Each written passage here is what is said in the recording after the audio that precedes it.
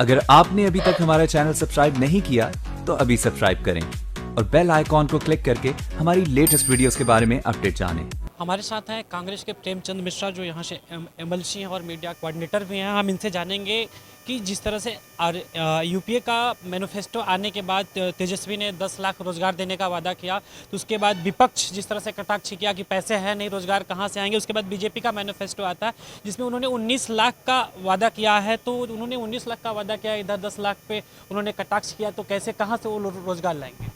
जो लोग 15 साल से यहाँ सत्ता में हैं उनके वादों पर अब क्या भरोसा है। 15 साल सत्ता में रह के आप रोज़गार नहीं दे पाए, और यही बीजेपी कल हमारे 10 लाख के ऊपर मजाक उड़ा रही थी कि इस पर 58,000 करोड़ खर्च आएगा, ये पैसा कहाँ से आएगा। तो वो बताएं, 19 लाख नौकरी देने के लिए अब 1 करोड़ लाख खर्च होगा, ये पैसा कहाँ से आएगा। उन्होंने 10 लाख को लेकर जिस तरह से सवाल खड़ा किया कि पैसे हैं नहीं, तो कैसे अपने वही सवाल है ना, आपने समझा नहीं।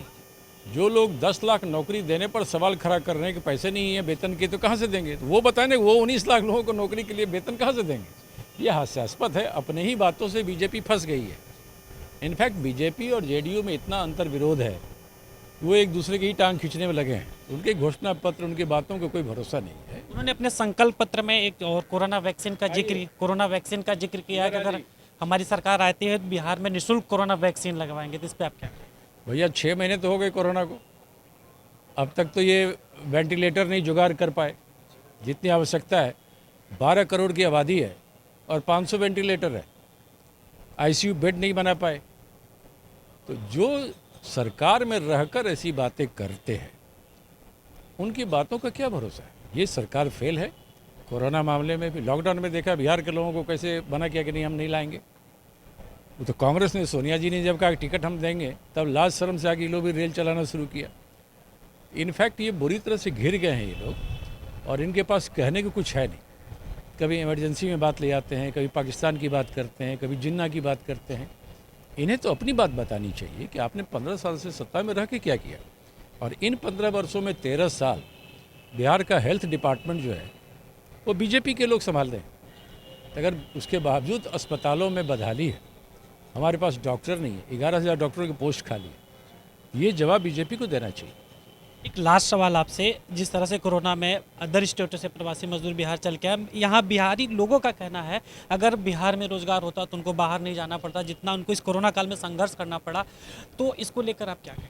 यही तो हम कहते रहे हैं कि 15 साल से जो लोग सत्ता में हैं रोजगार सृजन नहीं कर पाए, हाई क्वालिटी एजुकेशन की व्यवस्था नहीं कर पाए। हमारे बच्चे भी बाहर पढ़ने को जाते हैं, लोग कर्जा में डूब गए हैं, कर्ज ले के बच्चों को बाहर पढ़ाते हैं। तो बिहार में अगर अच्छी शिक्षा और रोजगार होती तो कोई भी व्यक्ति अपना घर छोड़ के बाहर क्यों जाएगा।